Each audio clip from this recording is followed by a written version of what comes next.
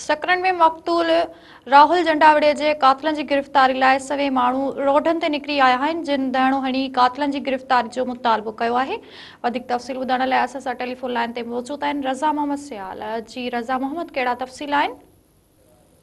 जी बिल्कुल ही अॼु खां 24 ॾींहं अॻु में सकरन जो नौजवान 11 क्लास जो शागिर्द 17 साला राहुल जंडावड़ो गुम थी वियो, जंहिंजो हफ़्ते खां पोइ लाश हथ आयो, जंहिंखे हींअर लॻभॻि 24-25 ॾींहं थी विया आहिनि, पर उन जा कातिल अञा ताईं गिरफ़्तार न थिया आहिनि, जंहिंजे करे अॼु सकरन जे माना जंडावड़ा बिरादरी उनजे माउ पीउ जी अॻुवाणी में ऐं उन्हनि सां गॾु सियासी समाजी सकनि जूं जेके बि सुञाण धुरियूं आहिनि सिविल सोसाइटी, उहे हिननि सां गॾु शामिल हुआ।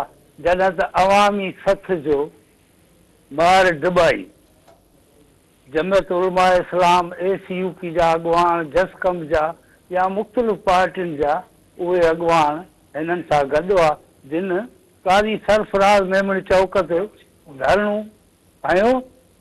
हिननि जो इहो मुतालबो हो त जेसि ताईं असांजो राहुल जा कातिल नथा गिरफ़्तार थियनि तेसि ताईं असांजो हीउ एहतजाज जारी रहंदो ऐं वरी ईंदड़ जुमे ते हिननि जो वरी एहतजाज हूंदो ऐं वधीक वरी लाइमल पोइ ठाहींदा। जी रज़ा मोहम्मद, महिरबानी अवन जी।